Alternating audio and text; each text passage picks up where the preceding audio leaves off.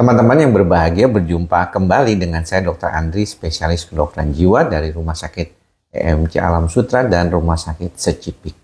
Buat teman-teman yang sedang berada pada kondisi pengobatan pasien gangguan cemas, biasanya memahami bahwa situasi yang dialaminya itu tidak seperti yang dia harapkan.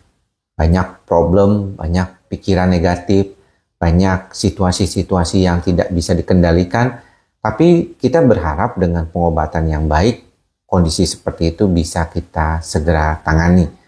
Salah satu yang paling penting yang harus diperhatikan adalah pengobatan.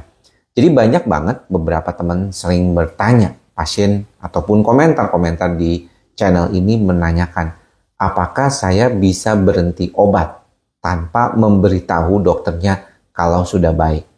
Saran saya adalah beritahukan dokternya. Karena bagaimanapun proses pengobatan yang memahami adalah dokternya sendiri. Walaupun kita bisa bertanya dengan ChatGPT, dengan Meta AI, dengan DeepSeek, tapi yang paling utama adalah tiap orang bisa berbeda-beda. Mungkin kalau kita punya data yang besar di dalam Meta AI atau DeepSeek atau ChatGPT tersebut, memang bisa saja memproduksi suatu saran yang bisa dianggap sekiranya cocok dengan kita.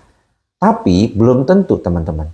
Pada beberapa kasus, pengalaman si dokter tersebut, respon terapi yang berbeda dari setiap pasien, itu memperkaya kondisi pengobatan ataupun bagaimana saran pengobatan itu sendiri. Maka daripada itu, kita perlu menyadari bahwa lingkungan juga mempengaruhi. Faktor dari situasi pasien juga mempengaruhi. Jenis terapinya juga mempengaruhi. Ditambah dengan psikoterapi atau tidak juga mempengaruhi. Apakah si pasien ini cukup kognitifnya baik juga mempengaruhi.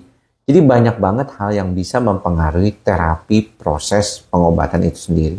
Maka daripada itu, ketika pasien merasa bahwa dirinya sudah sembuh nih, saya udah oke kok. Tentunya perlu diperhatikan bagaimana langkah selanjutnya supaya tidak kambuh. Karena kalau ditanya apakah bisa sembuh dok?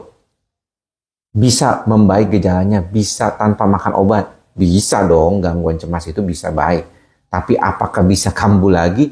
Tentu juga bisa. Jadi jangan khawatir dan jangan takut teman-teman terhadap situasi-situasi seperti ini.